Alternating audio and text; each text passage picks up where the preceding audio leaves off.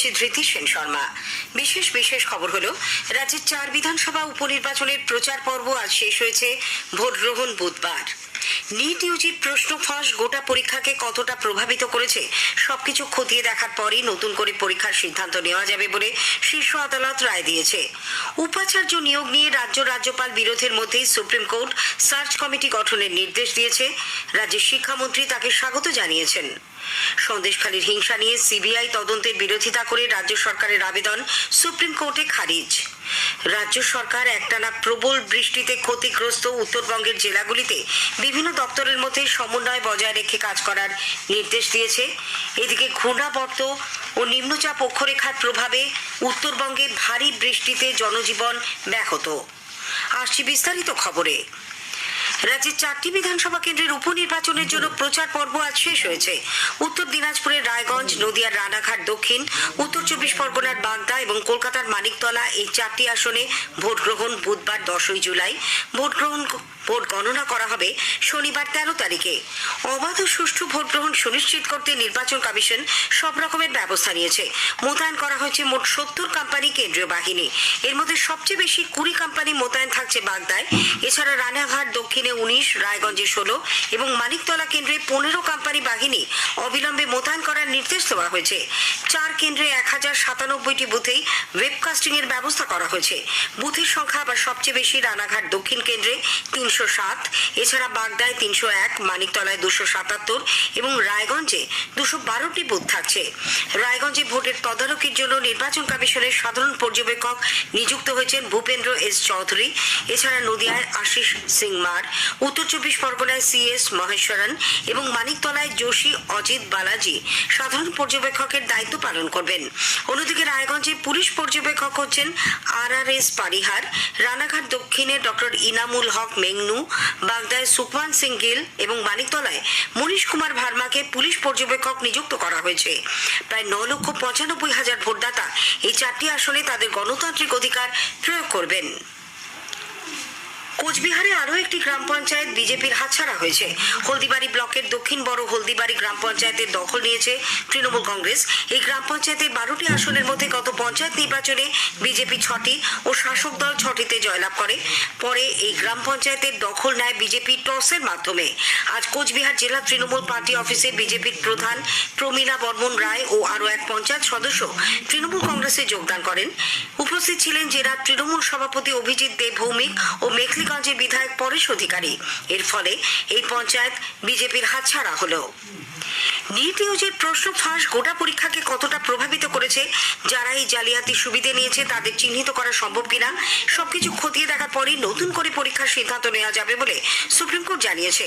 NEET Yuji 2024 নতুন করে নেওয়ার একগুচ্ছ আবেদনের শুনানির সময় প্রধান বিচারপতি DY চন্দ্রচূড়ের বেঞ্চ আজ বলেন, পুনরায় পরীক্ষা নেওয়ার সময় বিবেচনায় রাখতে হবে 23 লক্ষের বেশি ছাত্রছাত্রীর ভবিষ্যতের প্রশ্ন এর সঙ্গে জড়িয়ে। যারা অসৎ উপায় অবলম্বন করেছে তাদের চিহ্নিত করা গেলে নতুন করে পরীক্ষা নেওয়ার প্রয়োজন হবে না। বেঞ্চের মতে এটা পরিষ্কার যে পরীক্ষায় আপোষ করা হয়েছে, তবে তার ব্যাপ্তি কতদূর তা জানাবেন তদন্তকারীরা। নতুন করে পরীক্ষা নেওয়া যে তাদের কাছে শেষ বিকল্প সে কথাও বেঞ্চ স্পষ্ট করে দিয়েছেন। ন্যাশনাল টেস্টিং এজেন্সি NTA কে এই সংক্রান্ত সবকিছু জানাতে বলেছে শীর্ষ আদালত। মামলার পরবর্তী শুনানি বৃহস্পতিবার 11ই জুলাই। এদিকে উপাচার্য নিয়ে পশ্চিমবঙ্গ সরকার ও রাজ্যপাল আচার্য CV আনন্দ বোসের মধ্যে বিরোধের প্রেক্ষিতে সুপ্রিম কোর্ট উপাচার্য নিয়োগে পৃথক অথবা যৌথ সার্চ কমিটি করার নির্দেশ দিয়েছে। 2 সপ্তাহের মধ্যে প্রাক্তন প্রধান বিচারপতি UU ললিতের নেতৃত্বে এই কমিটি গঠন করতে হবে। প্রত্যেক উপাচার্যের ক্ষেত্রেই বাছাই কমিটির সভাপতিত্ব করবেন প্রাক্তন প্রধান বিচারপতি। 5 জন সদস্যকে নিয়ে সার্চ কমিটি গঠন করতে বলা হয়েছে। তারা প্রত্যেক বিশ্ববিদ্যালয়ের উপাচার্যের পদের জন্য 3টি নামের প্যানেল প্রস্তুত করবেন।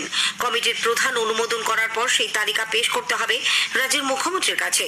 মুখ্যমন্ত্রী কোনো ব্যক্তিকে অযোগ্য মনে করলে তার মতামত এবং সেই মতামতের সমর্থনে নথি 2 সপ্তাহের মধ্যে আচার্যের কাছে পেশ করতেও বলা হয়েছে।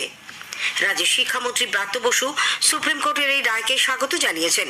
তিনি আজ সাংবাদিকদের বলেন, শীর্ষ আদালত প্রতিটি বিশ্ববিদ্যালয়ের জন্য 3 জনের নামের তালিকা মুখ্যমন্ত্রীকে পেশ করতে বলেছে। তারপর তিনি এই ব্যাপারে মতামত জানাবেন। এটি নিঃসন্দেহে গণতন্ত্রের জয়। সুপ্রিম কোর্ট গণতান্ত্রিকভাবে নির্বাচিত রাজ্যের মুখ্যমন্ত্রীকেই উপাচার্য নিয়োগের ক্ষেত্রে সাংবিধানিক দায়িত্ব ন্যস্ত করেছে, রাজ্যপালকে নয়।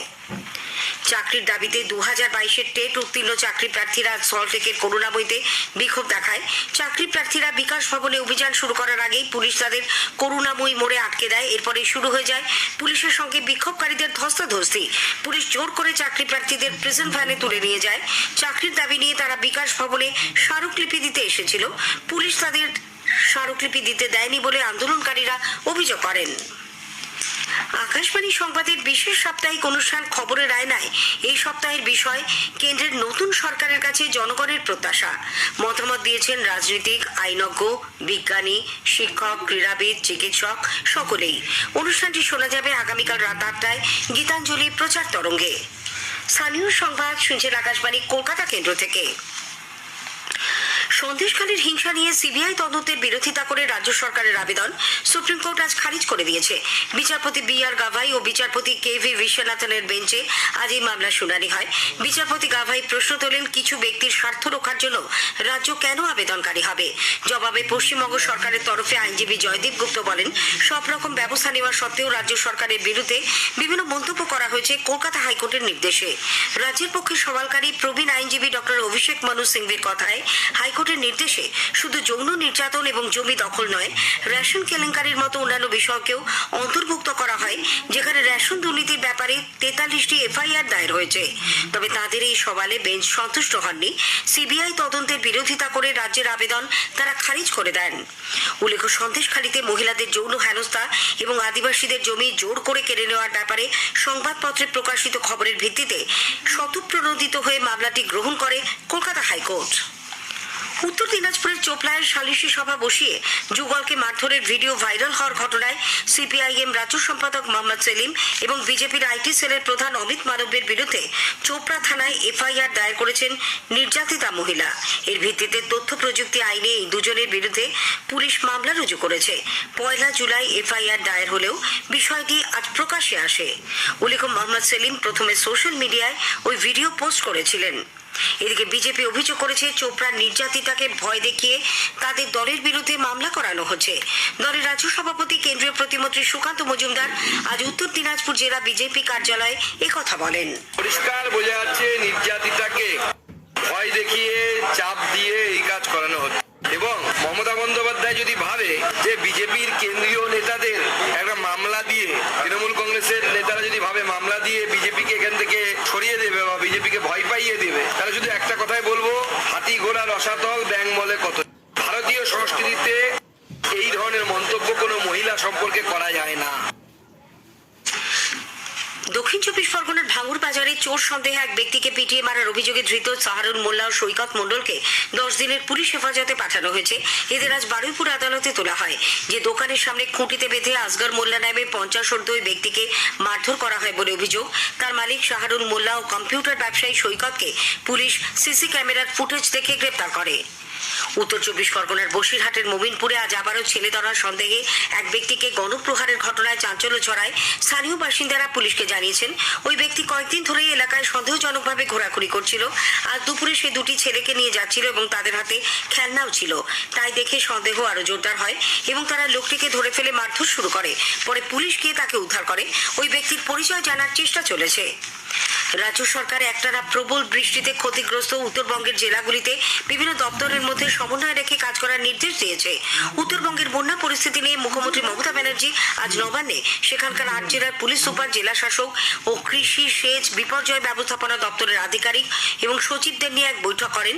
সেখানকার সাধারণ মানুষকে সুরক্ষা দিতে তিনি অক্টোবর মাস পর্যন্ত পরিস্থিতির উপর সর্বক্ষণ নজর রাখার জন্য রাজ্য জেলা স্তরে 24 ঘন্টার কন্ট্রোল রুম খোলার নির্দেশ দিয়েছেন। এজন্য বিভিন্ন দপ্তরের কর্মীদের ছুটি বাতিল করার কথাও জানান মুখ্যমন্ত্রী। আমি যে ডিপার্টমেন্টগুলো থেকে অলরেডি রিপোর্ট পেয়েছি, জেলাগুলো থেকেও, ডিএম এর কাছে, এসপির কাছ থেকেও, তাতে আমি দেখেছি বন্যার একটা আশঙ্কা আছে কিন্তু উত্তরবঙ্গের জেলাগুলোতে। ইরিগেশন ডিপার্টমেন্ট প্রতিবারই সবাইকে নিয়ে একটা 24x7 মানে আপ টু অক্টোবর, পুরো এন্ড অফ অক্টোবর আমরা একটা কিন্তু মনিটরিং সিস্টেম চালু করি। এবারেও সেটা চালু করতে হবে ইমিডিয়েট, যাতে হট করে কোনো প্রবলেম হলে একটা নাম্বার দিয়ে দেবে, মানুষ যোগাযোগ করতে পারে। রাজস্থানের জয়সলমের থেকে মধ্য বঙ্গোপসাগর পর্যন্ত প্রসারিত অক্ষরেখা এবং পশ্চিম মধ্য সংলগ্ন উত্তর পশ্চিম বঙ্গোপসাগরের উপর ঘূর্ণাবর্তের প্রভাবে উত্তরবঙ্গের জেলাগুলিতে ভারী বৃষ্টি হচ্ছে। আলিপুর আবহাওয়া দপ্তর জানিয়েছে বুধবার থেকে বৃষ্টির পরিমাণ আরও বাড়বে। সিকিম পাহাড় এবং উত্তরবঙ্গের ওপরের 5 জেলায় একটানা ভারী বৃষ্টিতে বিভিন্ন নদীর জল বেড়েছে, জনজীবন বিপর্যস্ত। স্থানীয় সংবাদ শেষ হলো।